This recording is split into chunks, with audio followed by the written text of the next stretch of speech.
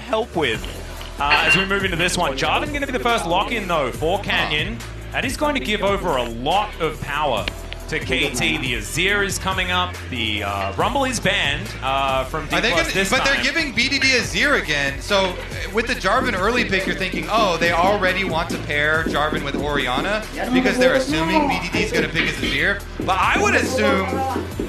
Oh, actually, they might go with an engage. Like, I mean, I would also assume that because BDD was just so exceptional on this champion, he basically won them that game. Yeah. Even with them giving over Dragon Soul, came in with a huge big play for them. But KT think differently. They don't want to fall into the trap that is kind of set up for them, and they grab the Neeko themselves. Showmaker did have a really good engage towards the mid lane in the last one to set them up, but KT are going to actually pair it with the later scaling here with the Zeri.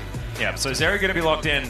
The Aphelios is still going to be the matchup. Def just happy to take it in there as Kellen. I think there's a few people getting a little bit nervous having a look at this Hopper, but his Alistar domestically was extraordinarily good. So hopefully he can go back to that one, or at least in the regional qualifier. He practices combos. Exactly. Usually you do it in practice tool, but he already did it on stage. So he did earlier on. The practice, I don't know whether it gave him a lot of information because it didn't work out super well.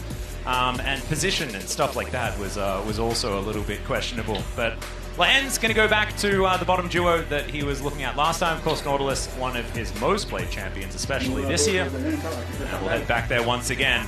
I think it's very interesting that we see face-up Neeko and Zeri and not a whole lot of punishment. It looks like D+ just happy to go into the same style of game as last time around. Kind of says to me that they think that it was their own individual mistake that lost them that first game, and if they just do the same thing but don't mess it up, they'll win the next one. Yeah, definitely a bit curious there because now you got to think with D+ dropping Showmaker's pick, KT gonna have double protection bans for their Neeko as well. They take the Azir off the table. You know, Orianna, Syndra. Also pretty good options. Meanwhile, with the first pick Jarvan in the hands of D+, they're trying to squeeze down Cuz. I would say the Viego, it didn't have what I expected it to do, which was going to be more early game dueling and be like this bridge that allowed them to fight some of the earlier skirmishes and stuff. But he did grab the steal on the Elder Dragon. Cuz doesn't need doesn't matter, champion. Just a smite. He needs smite. Yeah, that's basically it. The Sejuani also going to be taken away from Cuz, so that is largely denying the potential of Jack's pickup here. So they can't pair it with some Permafrost. Certainly is an opportunity. What is he going to walk away? Is going to be the question. There is the Viego. Wukong, another opportunity. Wukong might be emerging as the most under-the-radar strong jungle pick right now because so many teams have had such good team fights with it. Yeah. Viego is better at the early dueling and at getting resets and snowballing, which when you have Nautilus and Neeko on your team, I do like that pick. But Wukong brings so much these team fights with the AoE, so we'll see. Cuz happy to pick it up back again, though. It does mean we're going to get the reveal here for the blind pick for Kana. What is it going to be? With a lot available right now, Rumble's the only top lane ban. So, K'Sante Jax, do you love those champs? K'Sante, Renekton, Jax, which K'Sante, Renekton, K'Sante. Renekton. I mean, Kana was pretty good at this champion throughout the regular season. So it is the Crocodilian version of the Shuriman options that he had. He's going to go with it. And now, Keen, what are you going to pick into this Crocodile? The Gnar could be an opportunity. I actually would like to see it, and there it is. Pairs really well with the Pop Blossom. If BDD can set him up, then Keen can certainly knock him down. Take some notes from Zeus. That Gnar performance from him was outstanding. Actually just made it look like completely one-sided. Getting solo kills, being a stronger split pusher, being a stronger team fighter later on as well.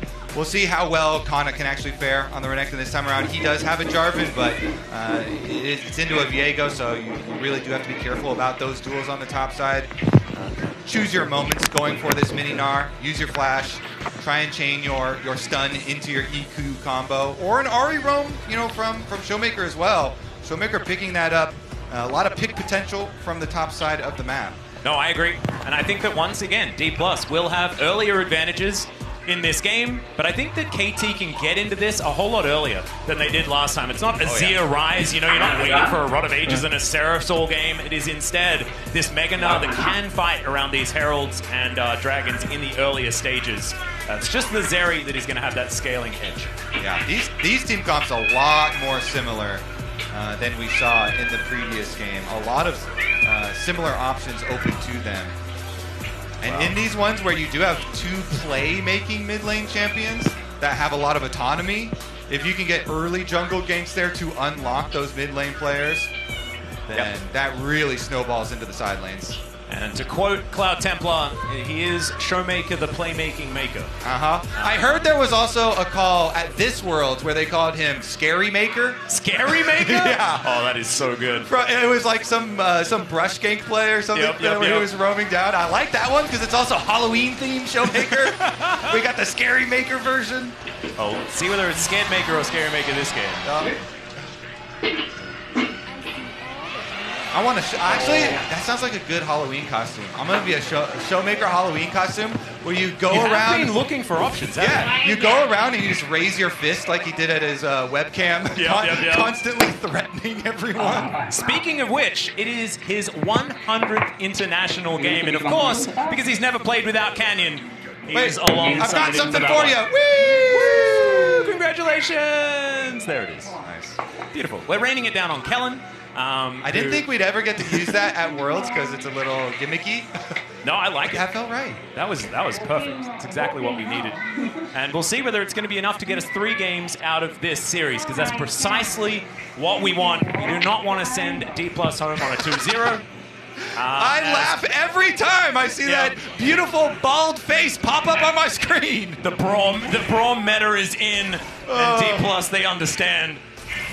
But I don't know whether they're the ones with emote tempo, given the fact that they lost the first game. So, but they're in a good mood, okay? I mean, that's what matters. Let's see whether. Or is it a coping Braum? Yeah, exactly. A coping Braum is not the Braum you want to see. Okay. You want a confidence Braum. Exactly.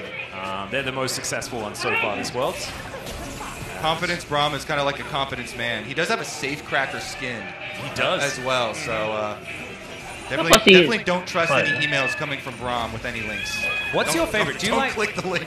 Are you a fan of just the classic door? Do you like the chimney? I personally like the chair. You can put up the chair. I like the wrestler one. Yeah, that's the one where you put up the chair. Yeah. Big fan. Big fan. This is, of course, an LCK early game, and so we do need to basically talk about skins. Well, I have a good story pinging off of the Confidence Man one. Oh, yeah, there we go. Because I actually grew up, one of my childhood friends, his older brother was a true Confidence Man. Really? Yeah, was taken to jail when we were in high school. We were only 15. I was over at his house when they got raided. And the FBI came over and took his brother out, and we were doing homework, and I was like, what is going on? I got home, and my parents sat me down like... Explained what happened? So this is going to be a life lesson. Don't commit fraud. Yeah, your friend's brother made some interesting choices, and they were very concerned about the people that I was hanging out with at that point. I think I can understand that. You know, sometimes you think about like helicopter parenting. I don't think this is an example of that. I think this is definitely good information. And we're like, you know what? How about you stay inside and just play video games instead? Well, Deft is going to get hooked by Lehends here. Has to flash away. Lehends looking for an opportunity. They may just take the cow as the flash is used after the headbutt. But that is so many summoner spells now burnt. Good trap set up by KT. Okay. Let's see. Jungler attention. Immediately when you see that type of fight, who's the jungler coming down first? Viego's going to get bottom side Scuttle Crab. Dom1 know that they've got a recalling Canyon in top side, so they got to get out of there. No support for them is coming. And aiming gets to eat up turret plates plus denial of the early wave here. Atlas. The Titan's Wrath as well doing so much damage here by Lehends early on, so they'll be able to get a good back timing as well. Oh my goodness, it is a disaster for D+ here on this bottom side, just because they were greeting for a wave, thinking that KT had gone home. Holy. We've seen that trick a couple of times actually.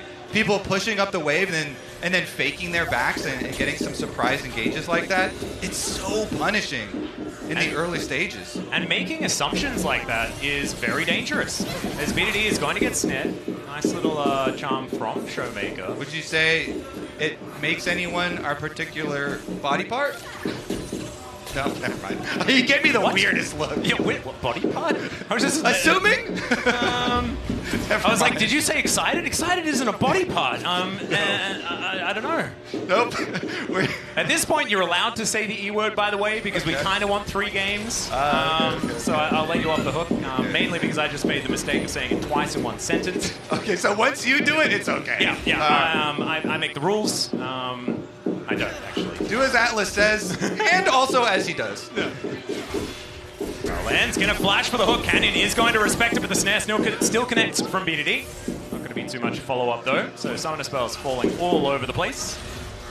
Lehends, of course, didn't even have to use his flash in the last engage. They held on to both Summoner Spells for the bottom lane as Cuz in position. Canyon shadowing. The feeling that DK have an inkling of what's going on here. Cuz is just going to back away. So D+ retaining some level of control down here, but look at the CS gap. It is still pretty massive here for aiming, given the fact that Deft missed out on that whole wave. Yeah. I mean, that alone is so much more action than we got in the first 15 minutes of last game. Here goes Canyon. There's the headbutt pole on Lehends, and he doesn't have flash, so he is really dead. That is going to be first blood going over to Kellen. I was really with you until the last word there, and it goes over to the Alistar. Less than ideal, but D+, very happy to pull a surprise play on bottom side as well. Canyon helping them out to get right back on even footing. And the assist money is decent too. I mean, even though it is split over 2 people here in the early stages, happy to get something back from bottom side. Yep, I don't mind a bit of early money going to a support either, especially when they're a tank, so they can get a little bit tankier early. Yeah. They're taking all of the kills, definitely going to be bad news, but this just getting some control in the lane, certainly good. Yeah. Both supports had been sitting on their Hex flashes, so no defensive options available.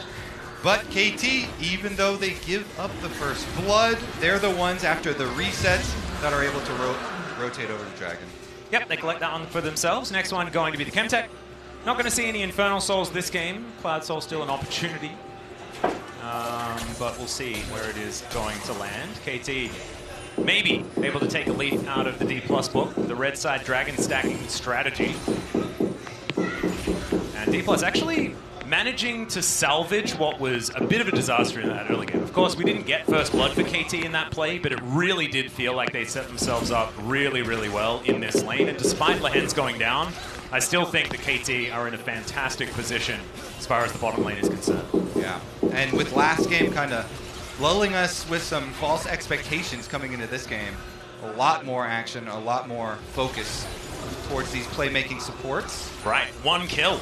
Big. It's massive. Well, there was also the engage, 2 flashes. We're going to say that that is still action. The turret plate as well. I mean, second turret plate is pretty close to falling here, so if they're able to make another return play here, I mean, aiming. Ooh, hook. Going to connect here by Lehends. Ulti from aiming as Deft is standing his ground. Did have the Graviton to try and help out here as the extendo beam comes through for a bit of a slow onto Deft, and now they're underneath the turret. Still a little bit burnt here from KT. DK just trying to stay calm. We'll be able to be fine right now. Rift Herald has just spawned. Canyon, I believe, has made Shelly angry. Time to walk on up. Let's see about these supports. Lehends is the first one to make a visit towards mid lane. Yeah, in fact, aiming already there as well. Oh, actually, never mind. That wasn't aiming. That was me getting trolled by Nico. That's the first time this series, and there's been multiple Nikos, so I'm doing okay. But aiming is going to move towards that bottom side. And we'll see whether, once again, he can grab himself some plates. Because I think that KT's, like, Zeri game plan, where they're like, we'll give away all of these Rift Heralds and stuff like that. If Zeri can get a plate, then we're very happy. And he's already got 1, and he should be able to get another off the back of this, as Deft going to take a red buff, I believe, and then head towards the... So the cool thing also with this play is that Deft doesn't show until just now in bottom lane. So KT were really unsure for real if they actually had Aphelios up by this attempt at Rift Herald or not, or how close he was. But Deft was en route to bottom side, He still gets double zoned off again, and aiming's at 3 turret plates on the Zeri. That is actually kind of insane here. And a massive amount of money as well. So Deft respecting, and we do like to see that. But a 30 CS advantage and all of those plates, it's feeling like a repeat of last game. And even though you look at the top of the screen and there isn't too much in it as far as money is concerned, especially considering the looming Rift Herald. Ooh, Nara's just going to go into the wind. King sometimes just likes to press R, and it doesn't have a massive cooldown, so you just may as well. Playing the outside on the range, he was like, oh, if Kana makes a small misstep here, then he can pull him into tower. Yep. And make top lane a little bit more exciting than what was last game, where it is We didn't even look at it at all last game. It is farming until Keen has some decent options towards laning later on. Some side lane potential. BDD. Punished for going for his siege minion, as Kanna is going to slice his way out of the way of the boomerang. That is going to mean that BDD is not going to be able to find the gate. So they're probably not fooled, but it is something that you should get in the habit of doing if you're playing Neeko, is take the appearance of your jungler when you go for these roams. If the opponent team is smart or they're coordinated at all, then they're going to be communicating and say, hey, Neeko's missing, you know, it's probably the Neeko. But if they're not, like solo queue or something, and it's always beneficial, really helps your jungler out if you fake the position of your jungler sometimes. No, I agree. I actually think that if you're not successful in the gank, that it's the best way to do it, because that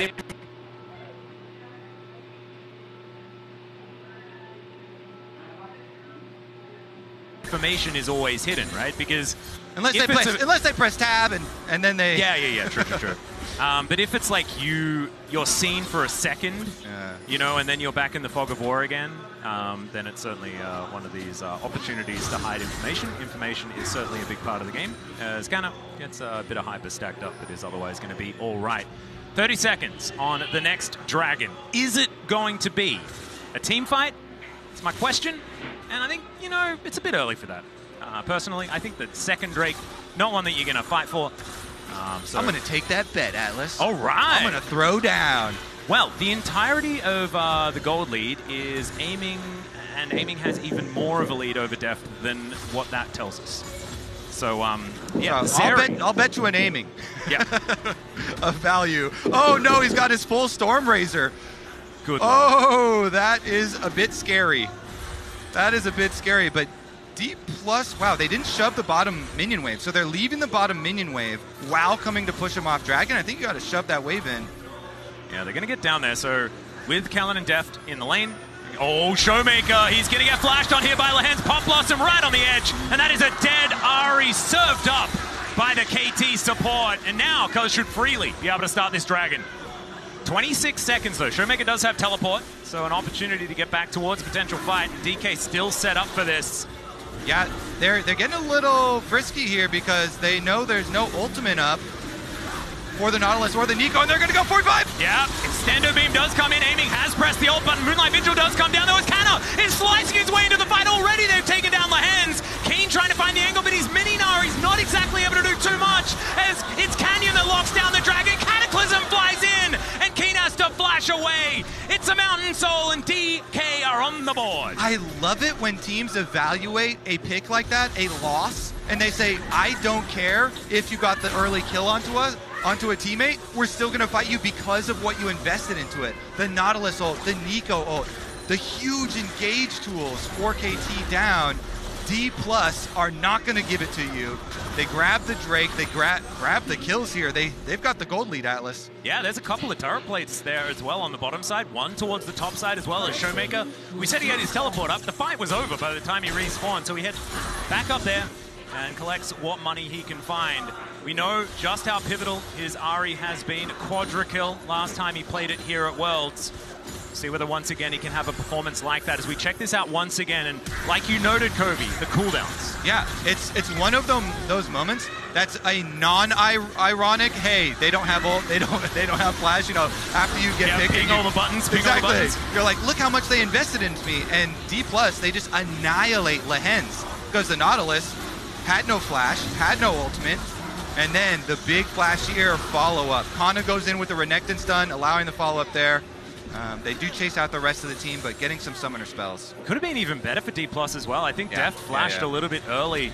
Kanna got the flash stun to lock down Keen. If there were Chakrams there to follow up, could have been a different story as Gravitum going to land onto Cuz. And in our MasterCard Lane Economy Snapshot, it is all about BDD and aiming. And honestly, if you want to learn a little bit about KT, this snapshot does give you an idea about how they've been playing so far this year. Fair enough. Cuz I think... Okay, Hex Splash going to be used by Callan here. Extendo Beam going to deter him from wanting to do too much. Cuz I think... 3 in the bottom lane.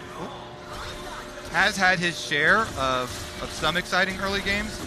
Not this time around particularly, but I want to see this rotation towards mid because Kanna's moving down on the Renekton. Doesn't have flash. They shouldn't be able to get too much done, and yeah, BDD will just back off. But there's double wards here on both sides of the river. Feels pretty safe. And looking at the CS numbers, it really does feel like KT across all of the lanes in the laning phase have had just the best time. You can see in the gold, things very, very even there, but it's been about the plays that D+ have been able to make in this early game, not necessarily how these lanes have actually been functioning so far. I think KT are going to be feeling pretty good about where this game is heading, especially when we're on even footing as far as these dragons are concerned at this point in time.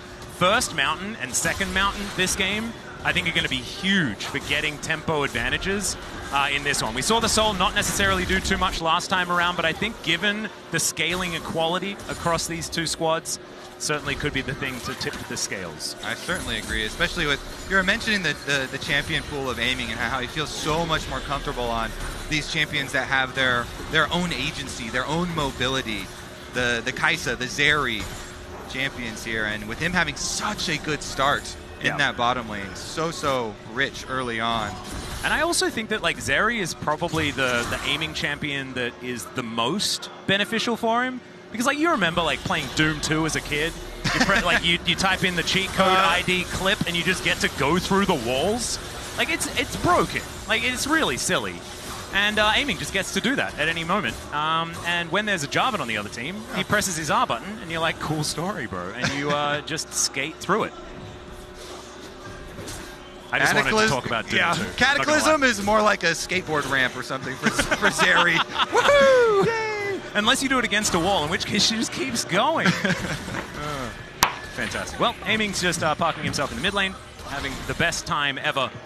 And there feels like there's an air of inevitability around KT right now, as aiming just has so much extra But Atlas, the narrative for Deft, right? The unbreakable spirit. It's being put to the test. I mean, this is exactly do or die, right? Yeah. And you remember, this is a team that immediately went down to the lower bracket.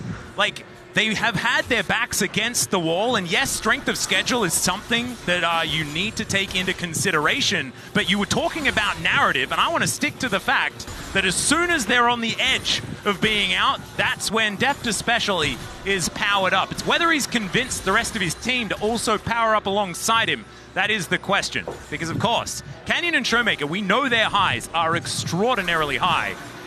It's just whether they can find that mojo, find those moments in this game. It's right now there for the taking for either team. This is very, very close. Kanna going to be able to clear out those minions very satisfyingly. Yeah. The entire year coming down to this for the D+ players, putting so much effort in to get to this point. And now, with the first of those important mountain dragons that you mentioned arriving to the Rift, it is KT first into the river. And has his own medicine. He gets knocked up. He's going to flash, but he's not going to get away. Still, Kellen's in trouble, but he's got an unbreakable will. An unbreakable spirit, if you will, Kobe. And there is the Rift Herald parked in the mid lane. DK will use that, grab tempo, and probably grab the dragon. The charm's going to go wide. Doesn't seem to matter too much. It's all about getting control around this map. Okay. The only thing KT are really getting is a topside turret for Keen, but the Gnar with Trinity Force is already going to start to be really annoying in these side lanes. D+ not going to actually force on the dragon in the aftermath either, because they want to try and get those lanes under control. Too much of a tempo loss, I guess, there. So they get Showmaker pushing on bottom side, kind of trying to pick up the losses here on top as well, while Cuz just yoinks this blue. He has Smite. He's going to be able to get the blue at least. Kanna comes on over, tries to be frustrating. Looks like it is just a blue steal over for Cuz though. And they get the shove in on that bottom side. They manage to get this Drake as well, so it's pretty good for D+. Oh, okay, Hook is going to connect onto Canyon, but he flags, he drags, he gets himself out. And the Mega Null is just wearing off, but now they've got control of the Dragon. Showmaker coming on over, and Canyon doesn't want to invest his flash, doesn't want to get back in there and flip the game on a first Mountain Drake. And so they give it up. Yeah, the different types of dragons do have different stats than the Mountain Dragon. The tankiest of them, with the extra health, takes so long. So even though they saw Cuz, hey, he's stealing blue buff, and then Kanion's like, all right, fine, he's topside, I'm gonna do this dragon. He only gets it to 50% HP, the rest of the team, not enough help there in DPS, and it is a TY for leash moment, even though Kana is able to push back and get the topside turret back for. It's such a tug of war, though, because it feels like as soon as you show yourself committing to something, the other team is immediately moving to something on the other side of the map. Both of these squads have been pretty good at doing it so far this game. Kanna is going to be able to grab that turret for D+. They haven't been very good at taking turrets in the last game, and I think that that might have been in their feedback session afterwards. So good to see that they've started prioritizing some of those cross-map plays, get these structures down, get control of the Rift. Because especially when you have an Ahri draft, you really do want to make sure that you can play around Fog of War as much as possible. Catching champions with a charm can be absolutely huge, especially with Alistar follow-up. Jarvan, Renekton, single target CC, pretty prevalent. 100%. These teams are looking for picks. KT with a bit more AoE possibilities in theirs. And with them being able to push out side lane, it does seem like River priority on vision is assured for them. Cuz poking around on the Viego, but DK are making a hard push in for the Scuttle Crab. Yeah, Scryer's Bloom spots out all of D+. They stake their claim on the crab, waiting for its arrival. It is here, the glorious crustacean. Well, Keen has a decent Nabar as well, so should be able to skew the numbers in his favor. The Renekton was thinking about coming on over, and Canyon's going to steal that away, so there you go. Thanks for leash. I guess that's one apiece as far as that goes this game. BDD rotating over, though. This could be a flash pop blossom. Oh, good ward. Spots him out. He was pretending to be a Gnar, but with the real Gnar right there, he's not going to be found out. Not this time, as Kanna doing a good job here. Just playing these side lanes, getting control, and putting the pressure on KT. This is much better map movement. Being able to get some side turrets in exchange for these movements. Plus, Canyon was able to Q-Smite, grab that Scuttle Crab for themselves, so they secured that safety vision in the river around Baron as well. The easy towers are down now, though, Atlas, okay? Yeah. Now is where the gloves come off. It gets a little bit more dangerous. And last time around, I think D+ only managed to take the mid turret.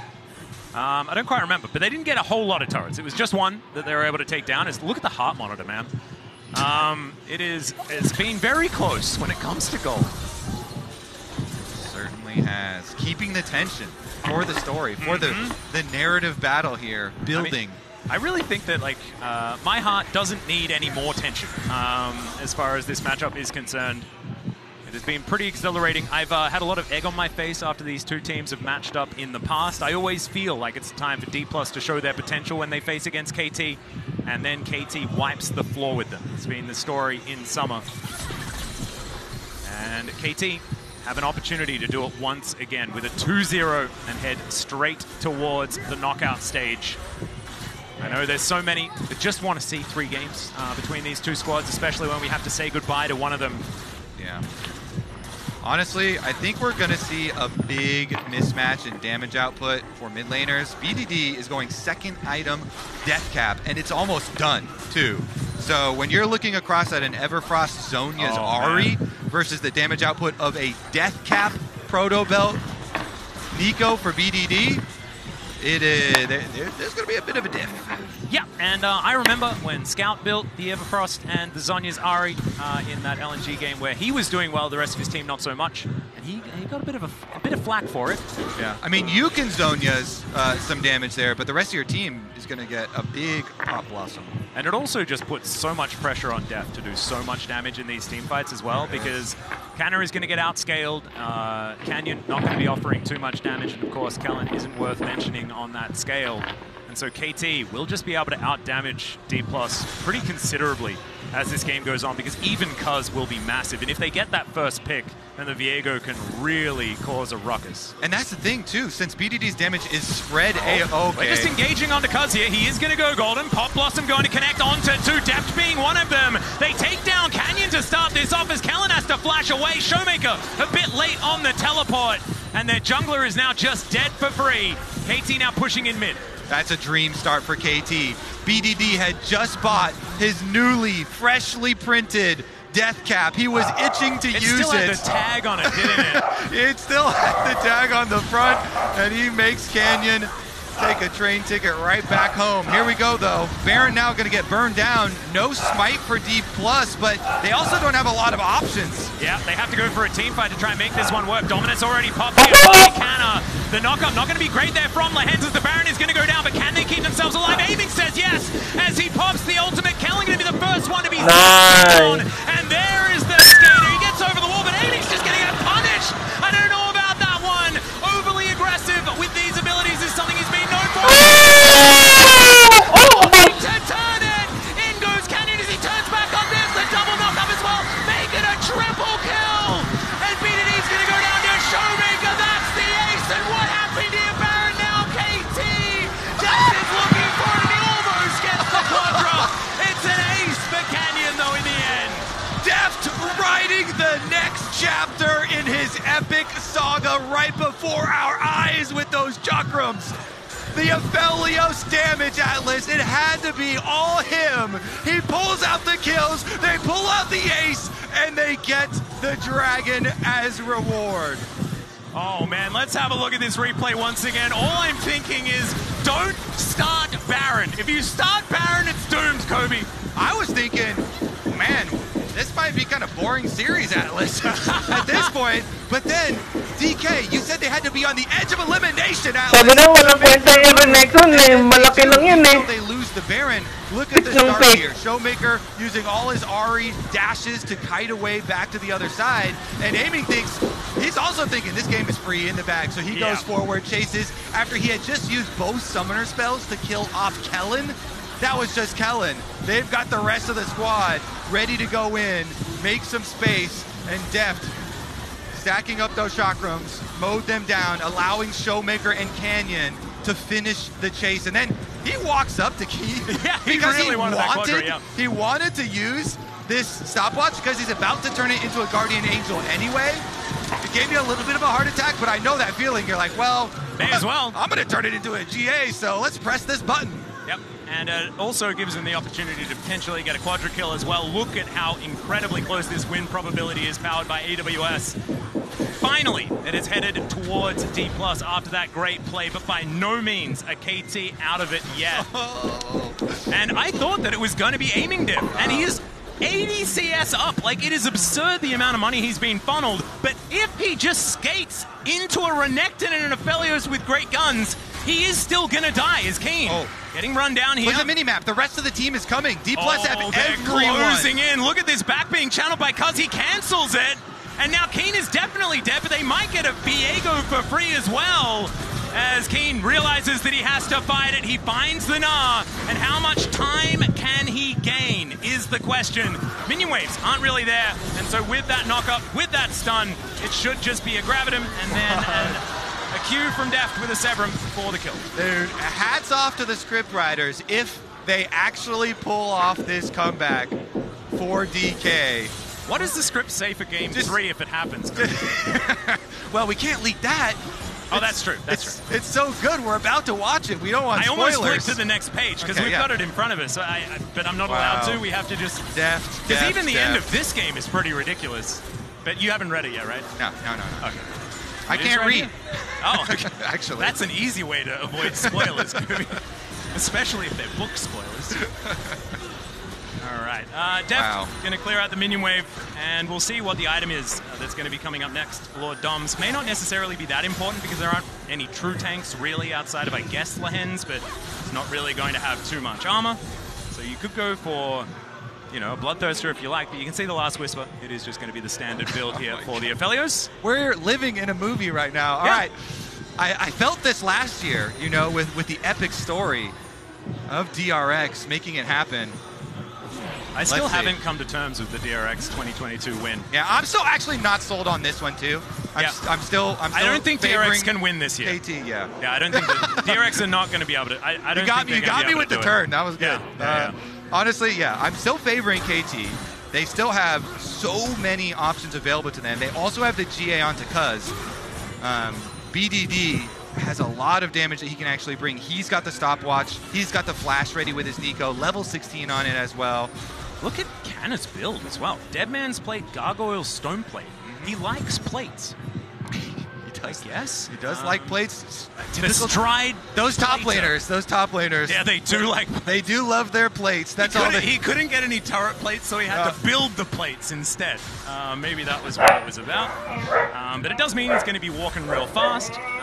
Can get himself into stun range a little bit quicker. Does have the extra AoE stun and can stand in amongst everyone with Dominus up for a while. Oh, the ward actually going to be sneakily placed. Information advantage here for D+. He's going to connect as the Hens gets out there, but Canna is bearing down on the Showmaker. Looking for BDD, who battles on top of Deft, who just stands his ground, rips him to shreds.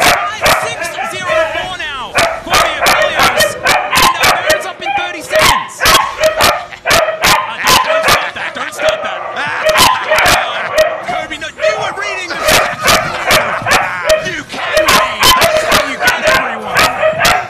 Oh, I started believing in KT, man.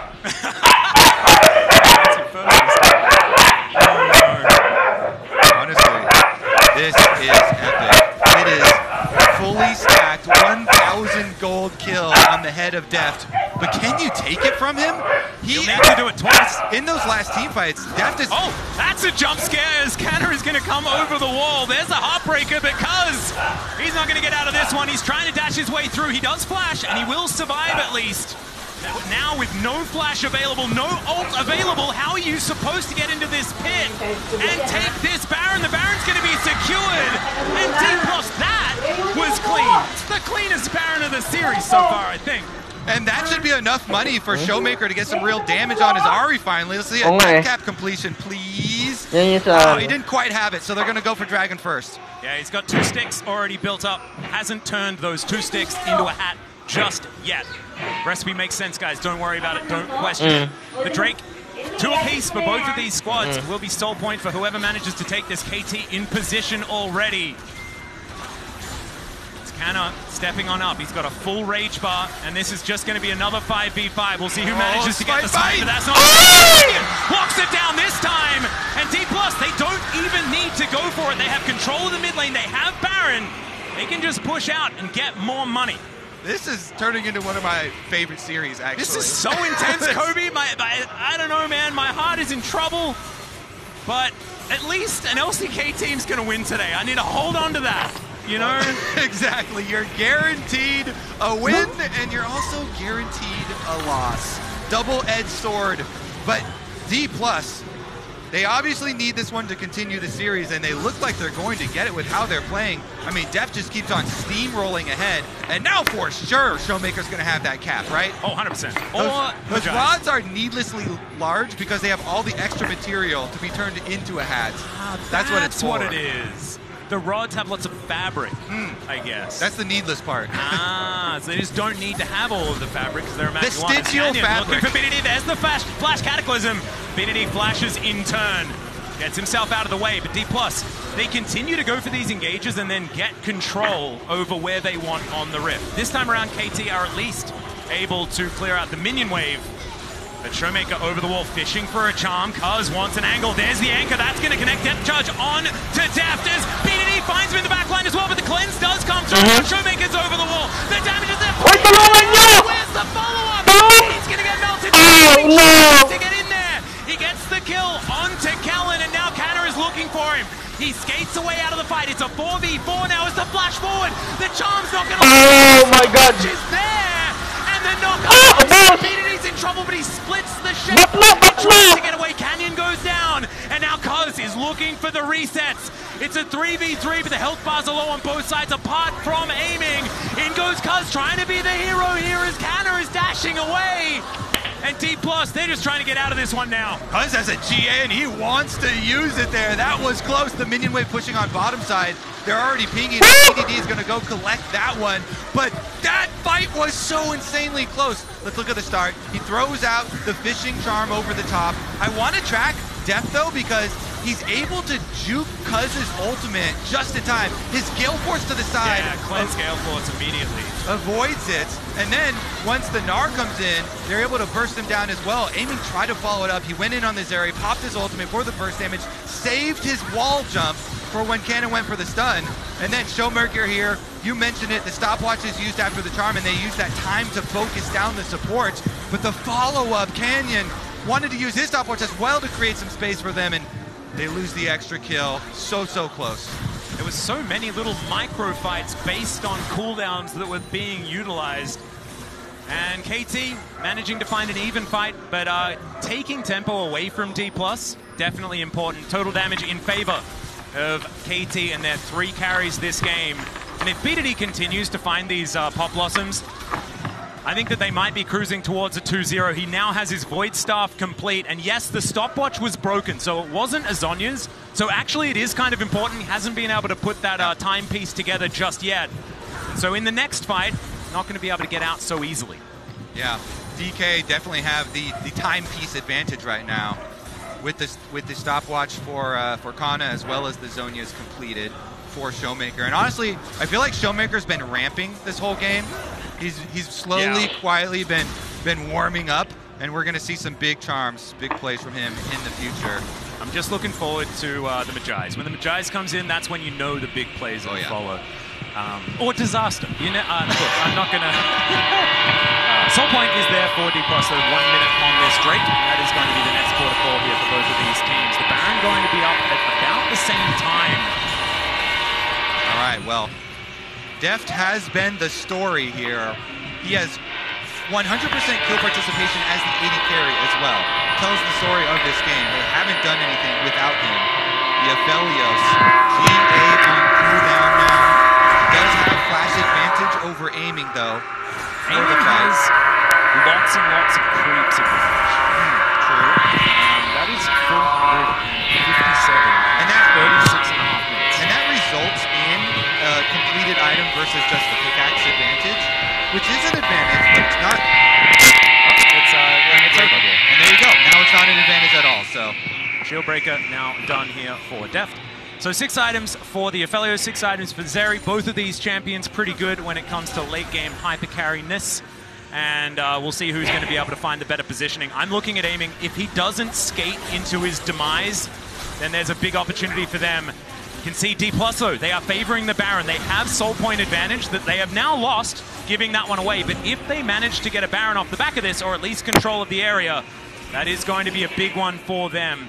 Rift Scuttler going to be taken here, but KT had enough time to move into position and try to contest. At least it feels that way. There's a lot of damage here on D+'s side though, and they can't see the health bar of this Baron. Extendo Beam does come through, and it's Cuz not going to be able to steal it away. Canyon grabs that. The charm is going to go wide, and KT, they really want to start this fight. Cannon is just a brick wall in the front line though, and Showmaker looking for that flank angle does go into Zonya's very early. And Flash now pushes him into the wall, and Showmaker goes down. Pop Blossom doesn't find that much. Hens dives on top of him. And it's a shutdown from KT. And you may have a Baron, but you may lose your Nexus. Canyon's trying to stop it. He's going for the minions, but KT will go for him. Yeah, the drag was a little bit late there. Canyon just trying to get away, trying to stay alive. He gets over the wall, and he should be able to get back to base to keep this Baron alive. Yep, KT can try and push through bottom lane because they do have minions there at least. How far can they get? 30 seconds left on Death. Oh my goodness. See whether Canyon can try to do something here. I have a feeling that KT should just be able to mow down this turret. The inhibitor going to go down as well. Is this just going to be the end of D+'s road right here? The answer is no. They are going to head towards the mid lane, look for that inner turret, stack those wallets up as high as possible, and then see whether D+ can win another team fight. Teleport to come through here. This could be a last-ditch effort. Headbutt Pole is going to connect onto Keen. Gets knocked up by Canyon as well, but there's no damage here. There's no real opportunity. It's too late for Showmaker as he's now going to arrive, but the opportunity is there. The charm's going to land onto Cuz. And D+ have turned the tempo around. Aiming coming down through the mid lane to join the rest of his team. One champion advantage at the moment with Cuz down for 45 seconds. Canyon and Showmaker, they make a beeline towards the red quadrant of the jungle while Def pushes up mid.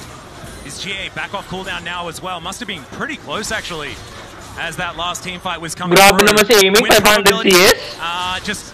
It's once again back in favor of KT. We can probably ignore this at this point in time. I have no idea how it's calculated. When it's a KT versus D+ game, that sounds like too much math. Let's check out this replay. Yeah, Cuz tried to go flash inside the pit and steal, but he couldn't get it. Canyon hit it. This one though, Showmaker coming around for the flank, and him using his stopwatch at the stun. They get immediately collapsed on. He gets annihilated. Meanwhile, their Guardian Angel just resurrects Cuz, and KT can turn on the rest of DK. Deft even shooting backwards there as he's trying to run away.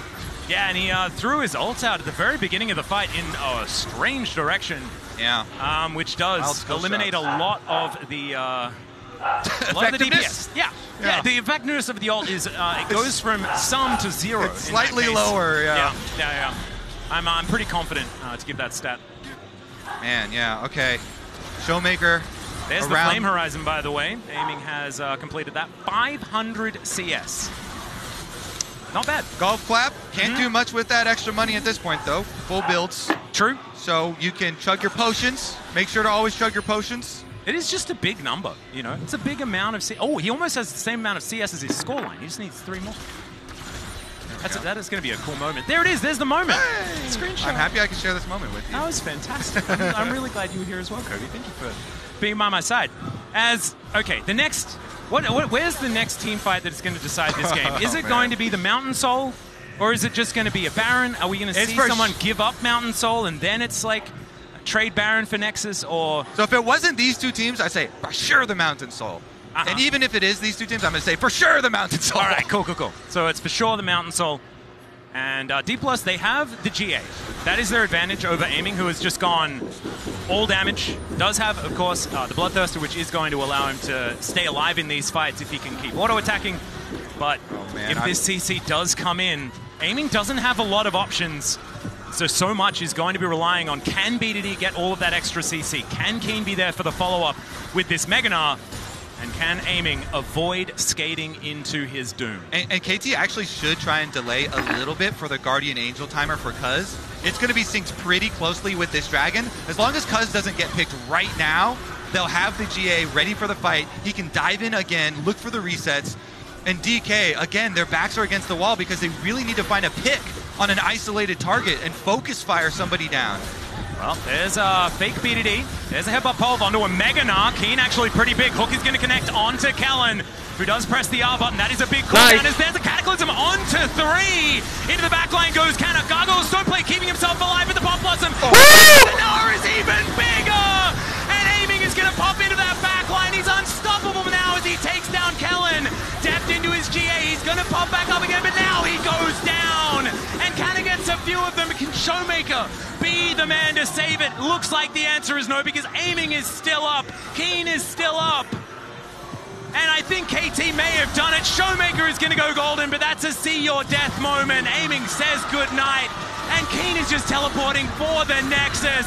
Canyon wants to stop him, but I just don't think he will dissuade Keen from heading towards the knockout stage. It has been so long since we've seen this man there, and he's going to earn it with a 2-0 KT. They take down D+. They end that road for Deft. Unfortunately, his back was against the wall. We thought it gave him power. Not according to KT. BDD will not be denied, and Keen will not be denied. Nobody could get to Aiming. Nobody could get to Aiming. The Zeri is running rampant over the team. The AoE setup from KT, beautiful there. Gnar into the Pop Blossom. Deft really played his heart out, though. He did. Really, really Herculean effort from him, but it's not enough, and KT move on. Incredible performance, and it was a 2-0, but it was pretty